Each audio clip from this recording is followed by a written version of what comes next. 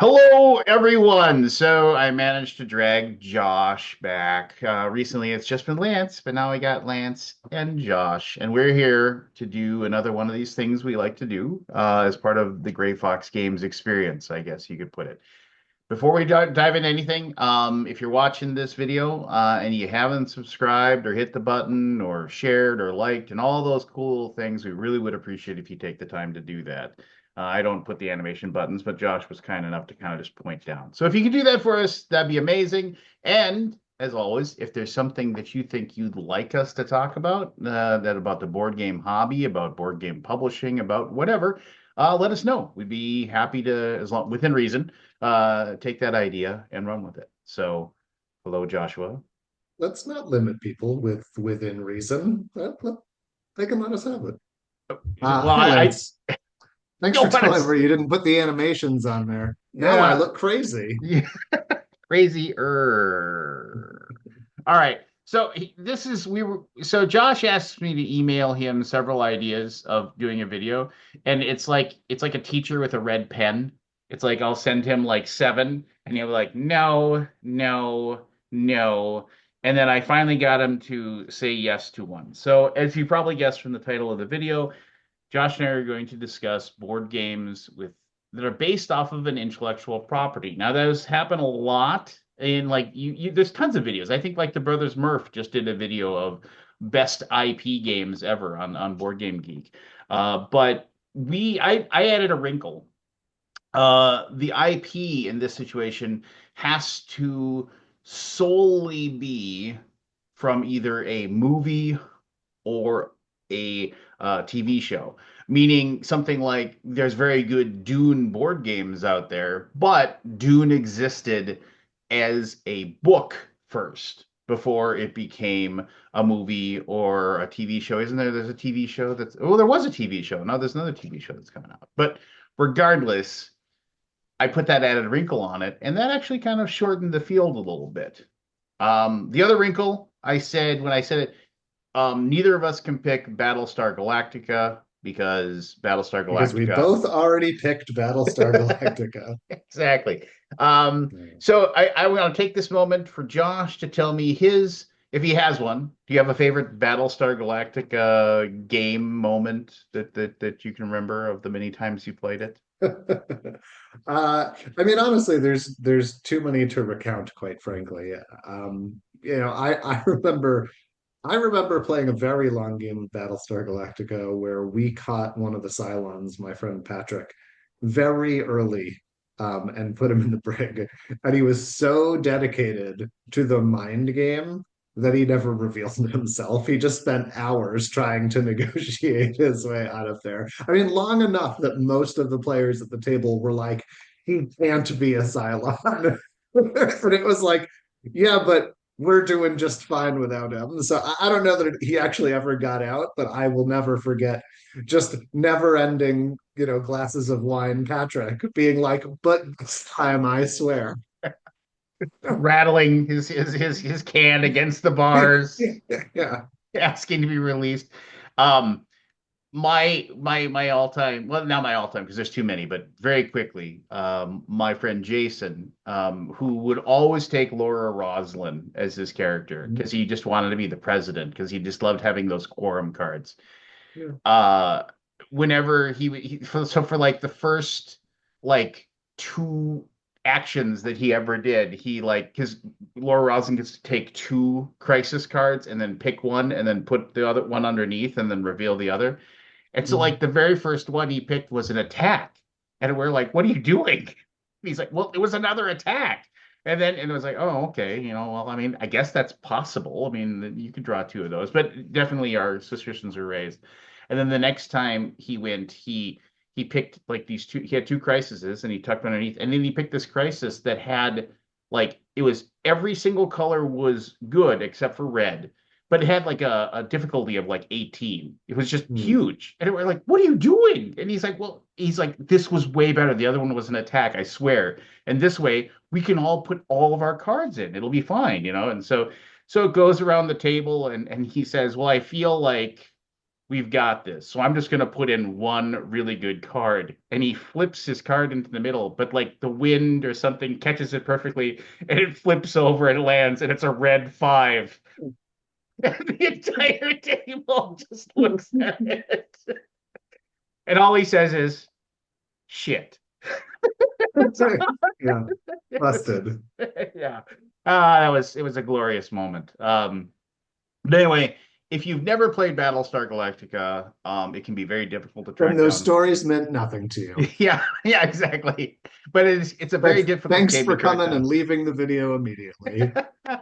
But um I do feel that the Unfathomable game that they basically made with the same mechanisms, but since they can't make it with the Battlestar Galactica theme anymore, does a very good job of representing that. Or if you want to spend hundreds of dollars tracking down the out of print Battlestar Galactica, you can, and you can play that. So, all right. Well, we have several that we picked that we can discuss.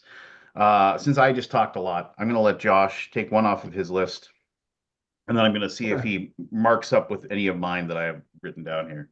Yeah, I'm going to go older to newer here and start with the oldest game that I picked. So this is a game from the year 2000, Mm. based on a TV property that I enjoyed very much. And Mm. it's the Buffy the Vampire Slayer, the game. I And didn't pick so, I didn't pick this one, but I know the game. deal. Yes. So it's I'll preface this by saying, like, I'm not telling you you have to go out and find this game, right? It's not by any means a great game, but it is a game that I have had a lot of fun with because I think it captures the theme really well. I mean, it is absolutely designed for fans of Buffy the Vampire Slayer, and the easiest way to describe it is it's Hero Quest in a Buffy skin. So it is very much one person plays the Overlord, they're the big bad, and I think it covers the first four seasons of Buffy. One player plays the big bad, the other players play each of the Scoobies, and it is very much just like walk around the map, try and find the things that you need to face the big bad, and roll dice against the minions. So it's a complete and total dice chucker. It's as cheesy as can be. If you like pull it up on BGG, you can see there's like standees of like Allison Hannigan in Yep. like a 90s like neon frame. Hmm. Um Hmm. and yeah, it's a lot of fun. Total dice chucker, but by sort of modern standards, not a great game. Which, if you're a fan of old school Buffy, means you could probably get it pretty cheap on eBay. Yeah, you can Um, definitely track down copies pretty easily. I ended up giving my copy to a friend of mine who was a giant Buffy fan. Like I just gave it to him for Christmas because I remember I was thinking about like handing. I always hand out board games that I don't play anymore to my friends, and I remember I saw that and I was like, I was a little. It was a little sorrowful because I knew the game was good and I enjoyed it, but I knew that he would enjoy it way more. So I gave it to my buddy Andy. And yeah, absolutely. I mean, the game is, I think a lot of people would say it's kind of simplistic, but it isn't about the mechanisms with that game. It's about the emerging story of like, rolling a bunch of dice and winning or losing and yelling at your friends while you yeah, play.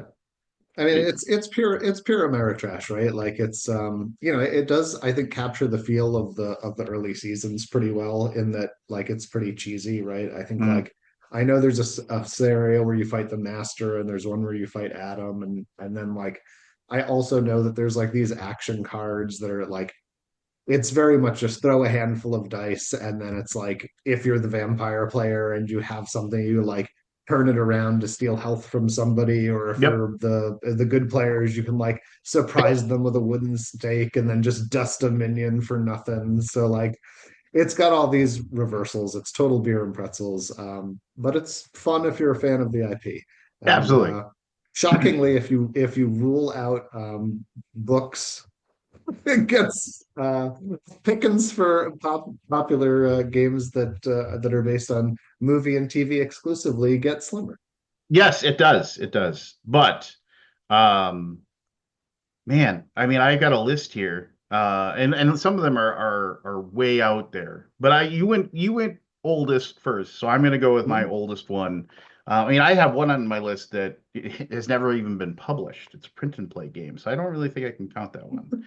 But I'm gonna go the Aliens board game from 1989 from Leading Edge Games, which normally when I say that out loud to people, they're like, you either get somebody who'll say, "Oh yeah," or you'll get somebody that'll say, "What?" So I I bet don't. that second category is more common. Yes, it is. So uh, it it is basically a a miniatures war game with little chits and that represent all the Marines and what have you. And the players are asked to play an episodic the three major battles of Aliens, the movie. And so like the Marines going in to try to find the colonists and then getting assaulted by the aliens. And this is a co-op game. There is the it uses an AI, whatever, rolling dice to determine where the aliens pop up to attack and things like that. So it isn't one versus two people playing against each other. And then it does the assault on the Marines like last stand, and then it finally ends up with the battle. Yeah, there you go. It ends up with the battle with the alien mother at the end. So it is fantastic in as far as it represents the movie completely and totally and accurately, in my opinion. It is really fantastic because it goes deeper into all of the different Marines. Like it tells deeper stories about each one of them. Like if you can actually keep Sergeant A. Pone alive, like he is absolutely the best Marine. He has the best. He has the most accuracy. He has the most power. He has the most move. He elevates all of the other Marines around him. So like you sit there and you run through your mind of like in the movie of if Apone had only lived, if he hadn't gotten abducted by the aliens. And I know Josh is telling me a bit to say something, but one of my favorite things in the game is that there is the moment where after they've been ambushed and they run out and they're the that I can't remember the ATV or whatever that they were driving is crashed, so they don't have it anymore and they have to call in to be picked up. And Pharaoh calls Spunkmeyer and says, "Get in." And so remember, he puts his hand in the thing. He's like, "Ugh," like, and then he gets killed by the alien. But in the game, it says Spunkmeyer has to last 3 rounds in hand-to-hand combat with an alien. And if he dies, but he can hit the alarm, and then Pharaoh will come down with a gun and kill the alien.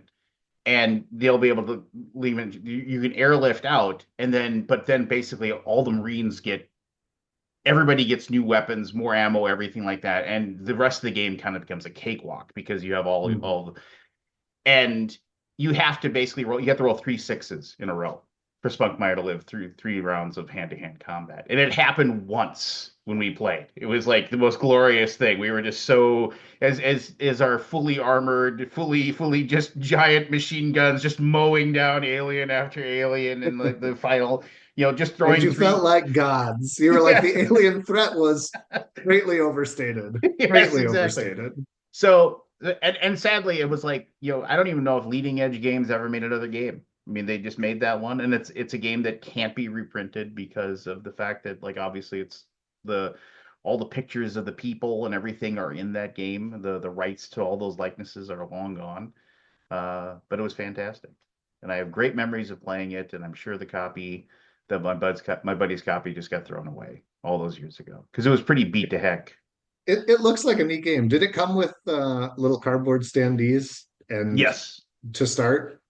Because Yeah. like when you look at it on BGD, there's all these pictures of minis. Yep. So everybody has absolutely the people that still own the game, and you can find if you sleuth on the internet, you can definitely find the rules and everything that you would need to play if you really want to dig in, and you can do it.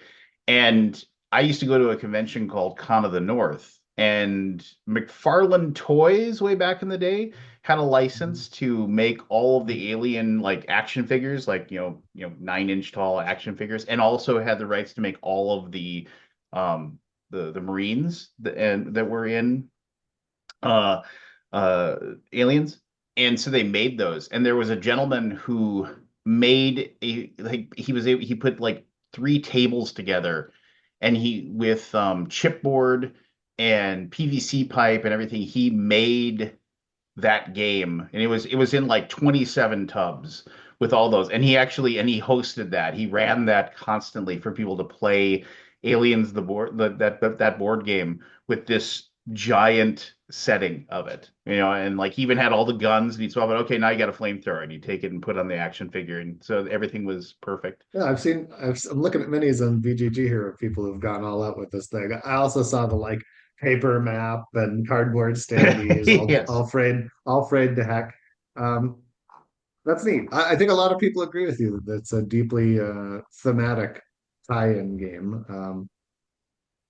And like And I you said, can pick up a copy on eBay today for just $420. yeah, Nice. it is not it is not cheap. I mean, I remember I was in bidding once for one for around $200, then it got way too high and I was like, I just can't, but I've been I see one in very good condition in Italy for €100. So oh, well, you can just take a boat over there and pick it up for me, why don't you? I might. All I'll message after. right, sounds like a good plan. All right. So that was my oldest. You can give me your next one. All right, my next one is a game from 2011, and Mm. it's Star Trek Fleet Captains. Oh. Did you ever play this one?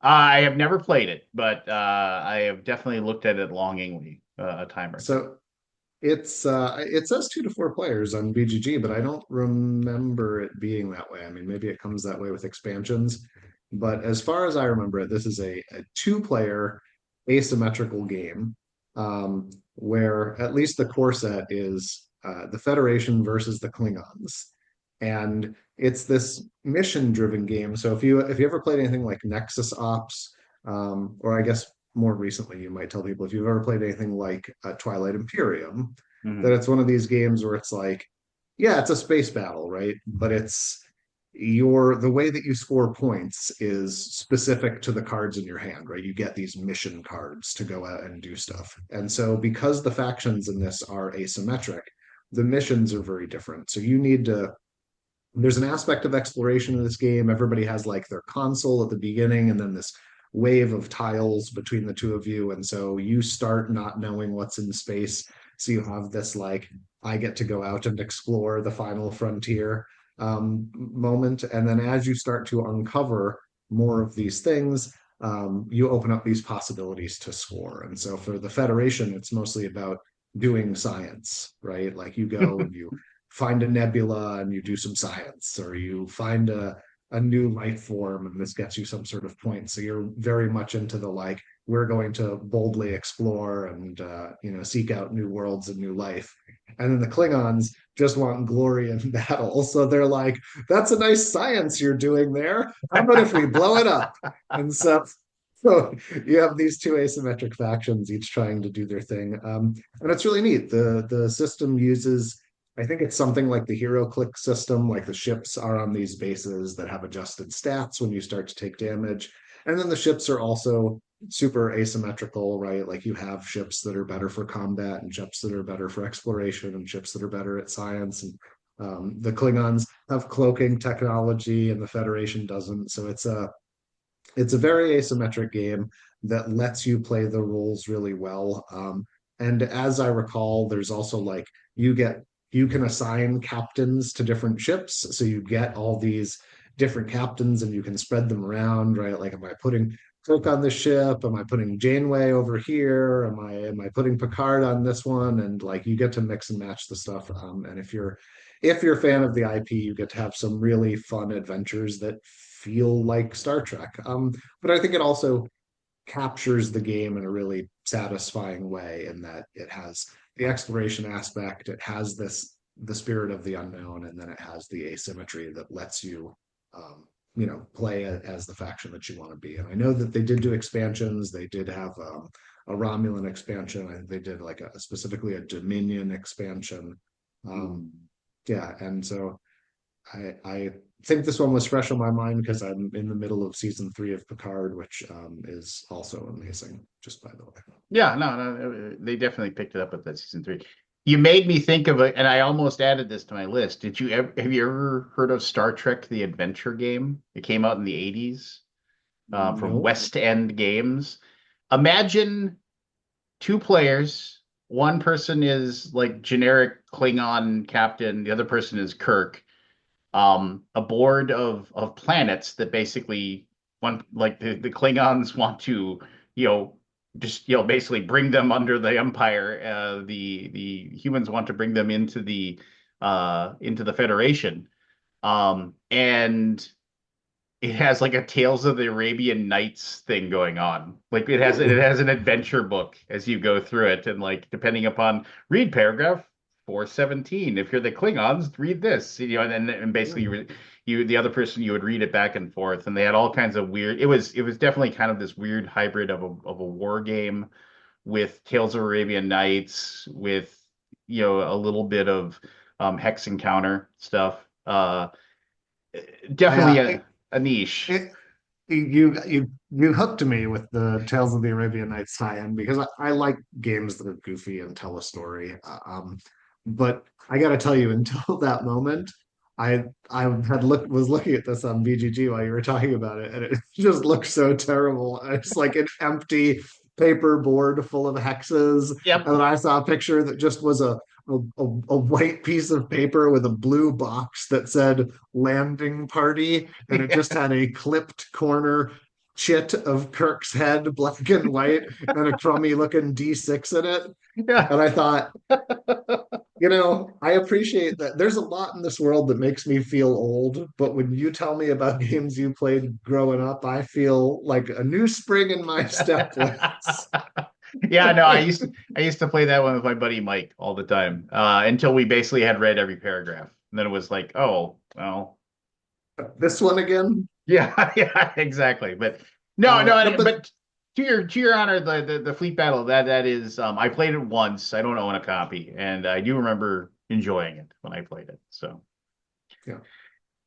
um, I liked it because not only it captured the feel of sort of the world really well, but I thought it had a unique take on a couple of mechanics, right? As far as I remember, you get to build your fleet sort of like hero click style with like a point system. So you're not always playing the same game. And then you also get to choose a handful of mini decks, right? Like there are like 15 decks and you pick 3 or 4 of them to shuffle together. So you have this, this randomness, which is a feature that I really like in games, right? Not knowing that it won't be the same stuff available to me every time. I love that aspect of having to solve the puzzle of having to play this scenario best. Um, and so I think Fleet Captains does that really well. yeah, I mean, no, and I agree. It's a good addition to these best IP games only inspired by movies and television shows. All right, I'm gonna go to 2012, and I'm going to say Spartacus, a game of blood and treachery. Have you ever I've played heard this? great things. No, I've heard great things about it. I It haven't played it and I is haven't watched the show, so so. my input here will be minimal. So here's the interesting thing. Number of hours or minutes or whatever I've watched the show, zero. I never watched a single thing. A buddy of mine, the same guy who liked Buffy, Andy, watched every episode, said he loved it. There are two versions of it now, and I think it might be out of print, but you can pick them up copies pretty cheap. There is the version that actually has the pictures of the actors, but of course they lost the rights to all those images and everything like that. And then Gale Force 9 reprinted it without any of with just obviously just caricatures of not the actual people, and did it. Uh, Ultimately, this is a game more of negotiation than anything else, and backstabbing. So that's probably why I liked it. It does have gladiator combat, but the gladiator combat is it is very, very brutal and efficient, and it is over quickly. And in a lot of ways, it is like the worst part of the game, because That's it. Man, do you know how to sell a board game or what? It's brutal. efficient and over quickly.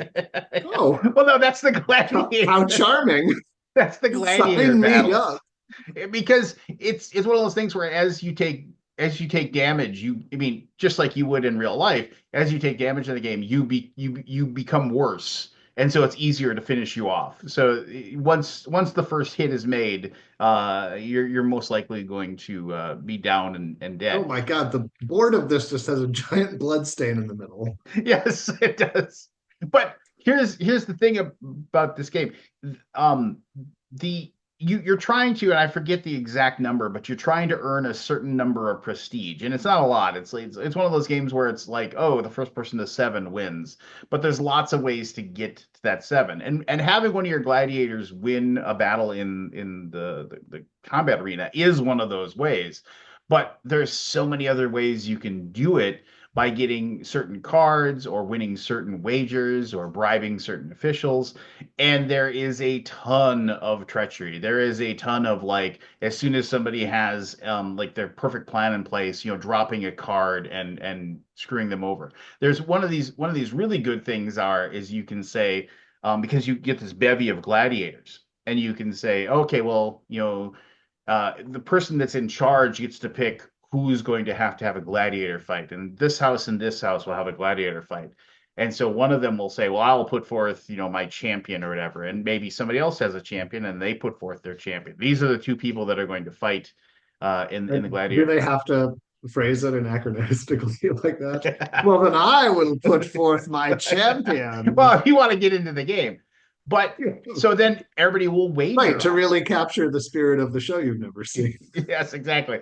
But I can only imagine how it was in real life. But then then people will wager because it's all about like, oh, 17 drachmas on on the stout champion to the left or whatever.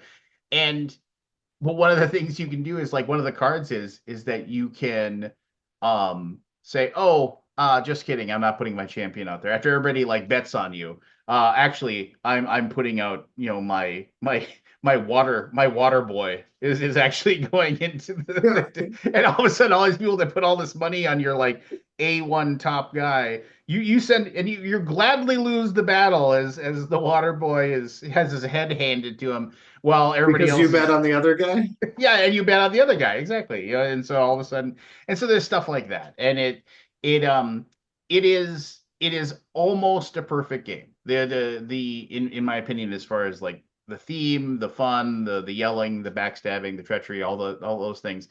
The It one actually thing, sounds really cool, like as a convention game, right? I imagine yes. you need a pretty big group for it to be satisfying. Well, you only play with four. That's the one thing that stinks. It needs to have like more people. That's like my Well, biggest sure. problem with it. Then It's let me like rephrase that. I bet you need to play it with four. This doesn't sound like the sort of game that would be fun for two. no, it is like three or four players, but like everybody says you have to have four. The other thing I don't like about it is that like speed is like the best stat to have as a gladiator, because not only does it determine the person with the highest speed gets to go first, but it also determines how fast they are. So if you have a really good speed, you can dash in, hit somebody, and dash out. And like so it becomes a little bit overpowered. So I don't know, Lance. usually. I would say that if the person with the highest speed is the fastest, that's a thematic decision that is worth making. Yeah, but the nice thing is that Gale Force 9, I mean, I think you can still, even though I believe it is out of print, you can usually find copies of it relatively inexpensive. I mean, I see on the BGG marketplace, I see there's tons of copies that are with all expansions and what have you. As long as you don't care about having the one from with all the actual pictures of the actual people, 20, $30. So you can absolutely still track down a copy and play. Good times, good fun. Sounds cool. I would play that, despite having never seen the show. Yeah. I do live closer to a gladiatorial arena than anybody else in the company, though. But do they still uh send water boys to their doom in there? Well, no, there's no more blood sport. I can walk into a second century gladiatorial arena in 15 minutes. kind of depressing. You think about like that, but that's what history is usually. It's either like glee or kind of A sad. series of depressing events. Yeah, there you go. Yeah. And a chill went through the room. uh, all right. Well, let me give you my third and final pick. All right. There's an honorable mention in here, and there's a thing that I wanted to talk about that is not related to TV or movies. We'll find another way to incorporate that game another day. So let me give you the lead up to this. This game captures the spirit of its IP like no other.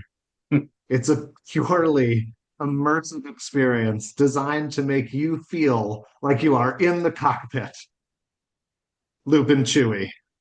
Oh, no way. I have a copy of, well, I have Lupin Louie. I do not have Lupin Chewie. I have Lupin No, Louie. you can't use Lupin Louie. That's not based on it's not based on TV property, Lance. And that's fine. So I for anybody who's not in on the joke, Lupin Chewie is a Star Wars themed Lupin Louie, and this is it's a family dexterity game, right? Motorized thing in the middle where Chewie's in the Millennium Falcon and he just kind of flies in a circle and everybody has these discs that they're trying to protect. And so when the ship gets close to you, you tap the button and he goes over your disc and hopefully into somebody else's. Yep. Um, so I actually hesitated to put this on the list because it's ridiculous, right? It's more toy than game. But I Well, plus started thinking you're trying to save stormtroopers. You're the Empire in this game. You're the bad guys. yeah, that's fair. Now that you've said that, I'm probably going to enjoy it less. So thanks for that. But the reason for its inclusion was because I've had a lot of fun with it, right? So the Buffy game I picked, it's pure theme, right? The mechanics don't matter. It's a dice chucker. It's Buffy themed to Hero Quest, and Star Trek Fleet Captains is I think, arguably a great game and a great game that captures the theme of the IP. But I have logged more time and had more laughs with Loop and Chewy than both of those other games put together. Um, and I think it is just pure, unadulterated fun. And when you told me that we could only do things based on movies or TV, what am I not going to have a Star Wars game in there? Well, Star Wars is just a movie. Oh yeah, no, never mind. I thought what you said. Well, why wouldn't you pick Star Wars Rebellion then? Which is I, basically kind of War of the Ring, two players for I Star haven't Wars. played Star Wars Rebellion. Ah, you should. It's quite good if you got 3-4 hours to play. It can be a very long game, but there's a reason why Star Wars Rebellion is like ranked 9 on BGG. It's because it is pretty amazing. It is from and that's, I mean, I have so many that I could go through it, but I gotta go with, I'm gonna have to, just because it's so good. I mean, I'm gonna have to just say Star Wars Rebellion. It is one of the few big box games that has survived my purge. It Wow. is it is a giant box of cardboard and plastic. And it is also just a two-player game. I mean, it's like one of those games that they say it's 2 to 4 players, but nobody ever plays it with like three Mhm. or four, like War of the Ring. Nobody ever plays War of the Ring 3 or 4. It is a two-player game where one person takes the part of the rebellion and one person takes the part of the empire. And when you look at the board, it's kind of like, oh, it's just like this planets and things like that, and there's some stuff off to the side, but it is. I hate saying keep comparing it to like War of the Ring, but it's one of Mhm. those games where you keep going back to all the different card play, all the different things that you can put, all the representations of all of your beloved characters, whether Empire or Rebellion, are represented within the game. The expansions that they've made for it obviously adds even more. Um, and you really do get into it as far as feeling like it is very difficult to play the Empire and not yell, rebel scum, just like repeatedly. And you can't help but feel like heroic But that and is the Empire. well, not as the Empire. No, you can't, as the rebels. You can't help but feel. It makes you feel like you're the best damn space Nazi there ever was. Oh, just, Yeah, well, I mean, I didn't say that. So, but yes, I mean, the detractions obviously are the time it takes to play. It has a very Mm. steep learning curve. Um, definitely, if somebody's teaching it to you, that person's going to wipe the floor with you. It does have some chaos and randomness to it, but if you So want not to, only do I have to find this game and set aside 4 hours, but I have to learn it with somebody who's never played it before. I'm gonna get crushed. well, yeah, I mean, it's just, I mean, I mean, I think most people didn't dive into War of the Ring, fresh. I mean, I was taught War of the Ring the first time I played it, and I had, like really no idea what I was doing, And you got crushed. yeah, and Sauron corrupted the world and took it all over and ended all happiness and glee in Middle Earth. But War of the Ring is also a great game. And the only time I ever played it, I played with somebody who got the collector's edition. And the next time somebody wanted to play it, they showed me like the regular version, and I was like, pass. Uh, yeah, no, I mean that collector's edition, that's one of the creme de la cremes, the holy grails, a true holy grail. A lot of It people say it this was is my one of grail the game. earliest too. And Yeah. I mean, I balked at the price of it when it came out, but looking at it now, it was an absolute bargain. What was it like when the It was like, first time they did it was like $500? oh, I don't think it was even that much. I thought it was like 300 Yeah, I think you're right, actually. in the wooden box. Yeah. I mean, how cheap was it to make games back then? I mean, they were just probably throwing extras out the window because it was so cheap to make them. I mean, so I do want to say the one, and this is actually the one IP thing out there that exists, and I was going to mention this and I haven't, um, that I've been still annoyed with because they've tried to make it several times and they've never made a good one, is a game. Well, I should say they've never made a published game of the thing that is good. It is, I mean, they've done there's they like who goes there, which is like, based on the novel that have eventually became the thing. And then the thing's it's one of my all-time greatest movies. I mean, I love You that movie. played Infection and Outpost 31 by the op? Because Yes. I've heard that one's very good. It just it's I'll just say this. It's the best of the ones that are out there, but there is a print and play that you can download all the files, called Just the Thing.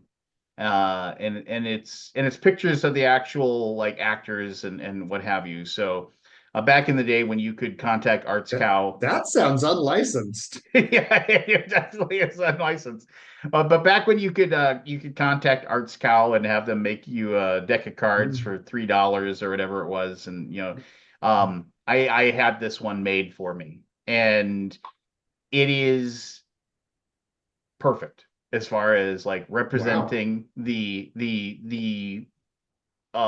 play of the thing, and the way it works better than any of the other ones is that you designate one player as the thing player from the very beginning. One person, and plus it doesn't take forever. It maybe a game takes maybe an hour, and everybody knows who the thing is. It's like that person is the thing. But what they don't know is, because you're always trading cards back and forth between all the players, Who is you've that converted. who you've converted. And so as the game progresses, because you've seen the thing, he's like, okay, I'm going to give you this card. I'm going to give you this card. I'm going to give you this card.